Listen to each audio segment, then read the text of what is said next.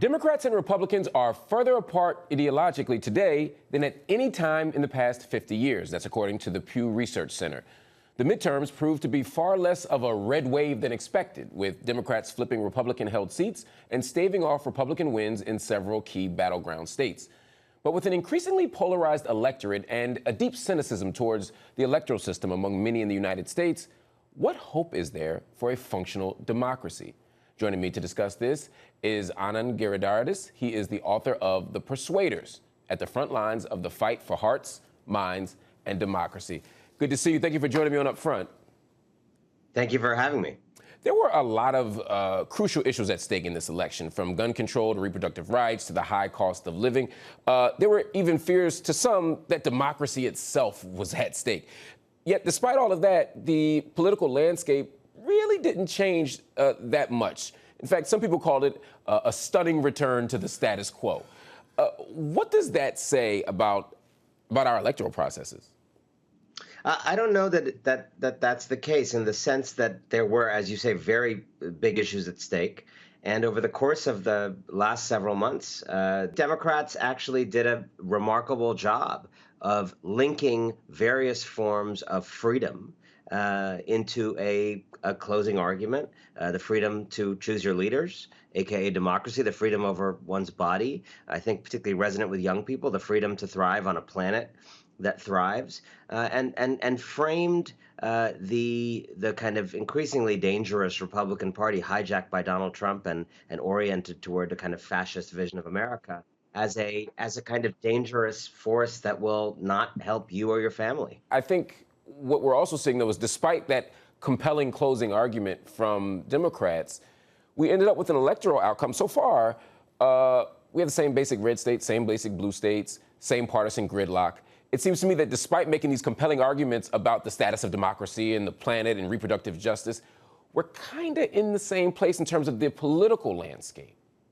Look, would I prefer to be living in a world in which a kind of fascist Republican Party isn't winning any seats at all? Yeah. And I think part of what I argue in The Persuaders is that it's not enough to eke out these narrow victories. The thesis of The Persuaders is that it is time for a freedom movement that cannot eke out 51-49 or 55-45 victories against American fascism, but that can actually build a dynamic, rooted, connected, thrilling, and transcendent movement that can beat the crap out of that movement durably for the era to come.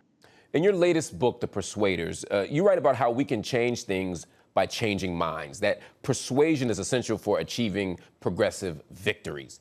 We're living through a time where you say that Americans are being offered a clear choice between liberal democracy on the one hand and fascism. So how do people on opposite sides of the political or even ideological spectrum engage each other if the alternative is so extreme, even fascist, as you put it? Who are the real persuadables? Yeah. So this is at the heart of the book, and I didn't have the answer to that myself as much as I would love to. So I spent time over the last few years reporting on people who are doing this work. And I think a lot of the most important work that I saw is happening outside of the national limelight. It is organizing work. It is base building work. It is work that is not about vote for me in the election 2 days from now or donate $5 for the acute crisis that is immediate. But it is the long-term work of building a base for multiracial democracy in this country for all seasons.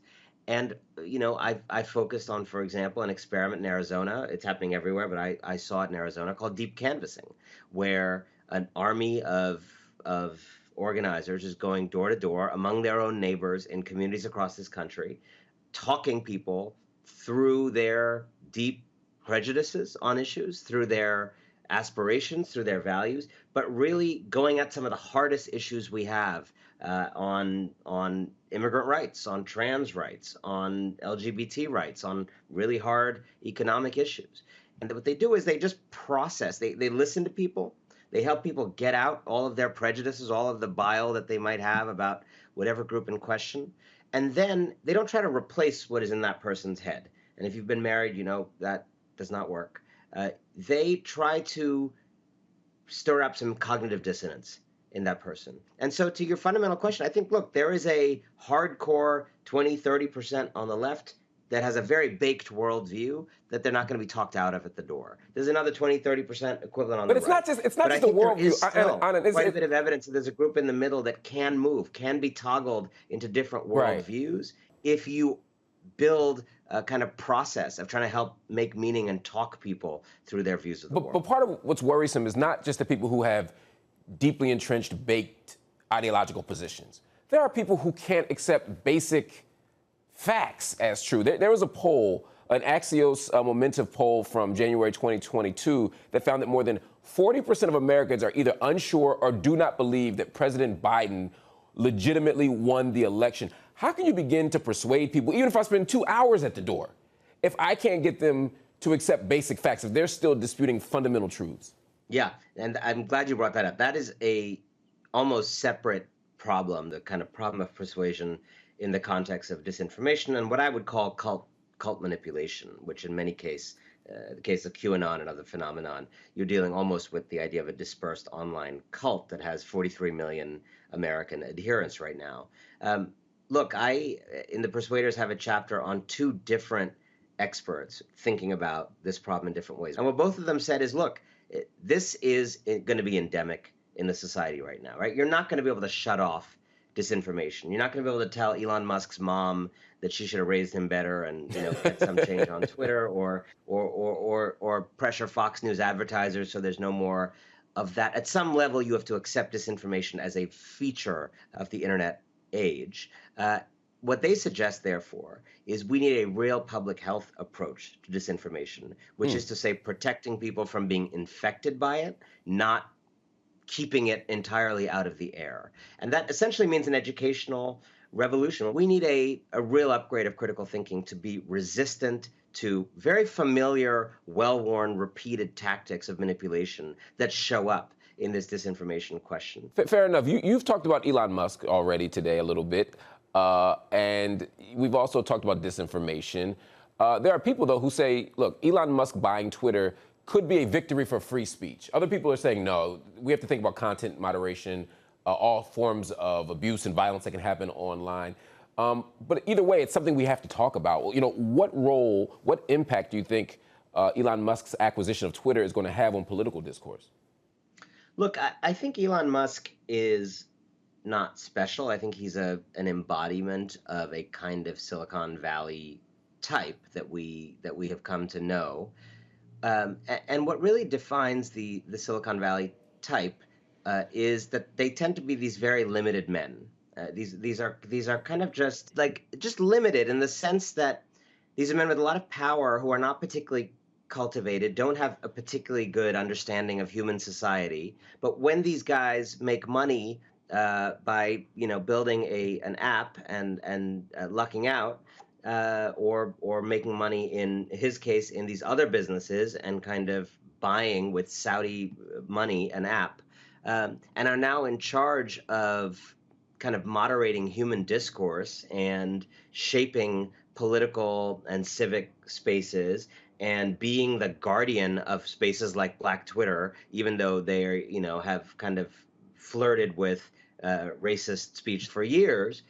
It's a real problem. These are highly limited men who now have roles of profound responsibility for the human conversation. Mark Zuckerberg, I'm not sure how many friends Mark Zuckerberg has had in life, is in charge of friendship. I mean, Elon Musk, if you ever watched Elon Musk, this is not someone who, you'd say, wow, this person really gets human conversation and human interaction, but he's now in charge of what he calls the global human, town square. I just think we need a system of being able to talk to each other, relate to each other, have these arguments about politics, yes, seek to persuade each other, that are not moderated by some of the people least capable at the skill of human connection. We can't obviously ignore the fact that he's also worth approaching $200 billion. Sometimes it's more, sometimes it's less. Is it problematic, or how do you feel about the idea that a single person could amass that much wealth and have that much control over the public square, over the human conversation?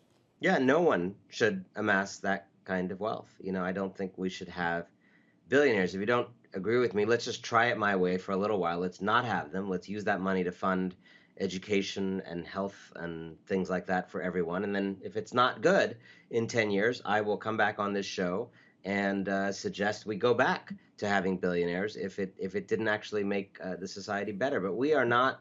We are choosing when we have billionaires to prioritize the importance of people being able to hoard wealth over the importance of many people being able to live good lives. It's a dumb priority on our part.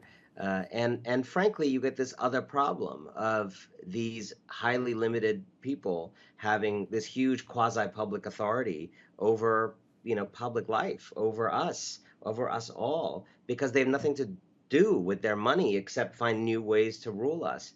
And I think it's much better to just, have a wealth tax and fund a decent life for all people. Anand Giridharadas, thank you so much for joining us on UpFront. Thank you for having me. All right, that is our show. UpFront, we'll be back next week.